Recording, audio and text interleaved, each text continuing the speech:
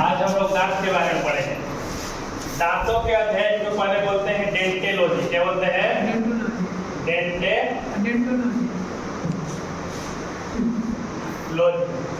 दांत जो होता है हमारे 4 प्रकार का होता है। दांत हमारे पास जो है वो कितने प्रकार के हैं? 4 प्रकार का है। पहला को बोलते हैं इंसीजर, दूसरा को केनाइन, तीसरा को बोलते हैं प्रीमोलर, जो चौथा है हमारा मोलर।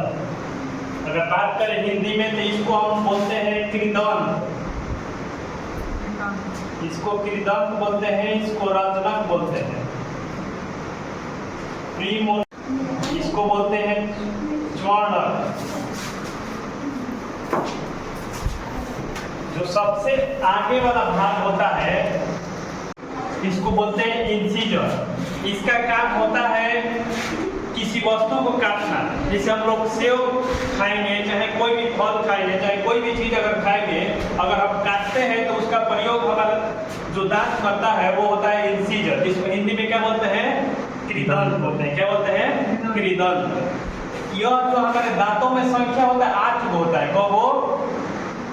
8 गो। 4 गो ऊपर और 4 गो नीचे, 4 गो ऊपर और 4 गो नीचे। इंसीजर की संख्या 8 गो, 4 गो ऊपर 4 गो नीचे। समझ आया? अब इसके बाद हम लोग चलते हैं केनाइन। इसको हिंदी में बोलते हैं रत्नक। केनाइन को हिंदी में क्या बोलते हैं? रत्नक बोलते हैं। आ रहा समझ में? जो यह नुकीला होता है, यह जो क्या होता है?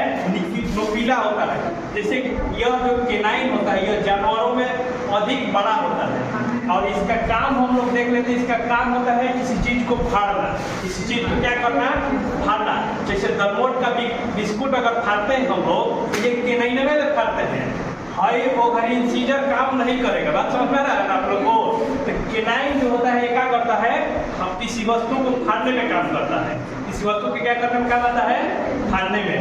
और इसकी संख्या होती है 4 गो। कौन होता है? 4 गो। 2 गो हेने और 2 गो ऊपर से, 2 गो नीचे से और 2 गो ऊपर से। इसकी संख्या कब होती है? कब होती है? 4 गो होती है। आ रहा समझ में? यह जो होता है जानवरों में अधिक नुकीला होता है। और यह कौन जानवर में अधिक नुकीला होता है? यह वह जानवर में नुकीला होता है जो मांसाहारी जीव खाते हैं। जो मांस खाते हैं उस जानवर में क्या होता है? यह नुकीला होता है। जैसे कुत्ता में देखिएगा, इसको हम लोग कुकुरदाता भी बोलते हैं। जो केनाइन जो होता है इसको हम लोग कुकुरदाता भी बोलते हैं। जैसे कुकुर का जो दांत होता है वो चोक होता है और बड़ा होता है। बाघ को देखिएगा, शेर को देखिएगा, इन लोगों को फाड़ने का ज्यादा काम रहता है। कैसे कि कोई भी अगर मांस खाइएगा तो उसमें आपको फाड़ने के लिए बहुत ज्यादा उपयोग करना पड़ेगा। अब इसके बाद आते हैं प्रीमोलर। प्रीमोलर की संख्या 8 होती है। प्रीमोलर की संख्या 8 होती है। प्रीमोलर की संख्या कितनी होती है? 8 होती है।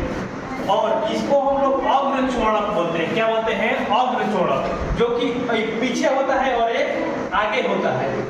तो जो पीछे होता है उसको चोड़क बोलते हैं और जो आगे होता है उसको क्या बोलते हैं? अग्रचोड़क। इसकी संख्या जो होती है 8 होती है। कितनी होती है? 8 होती है।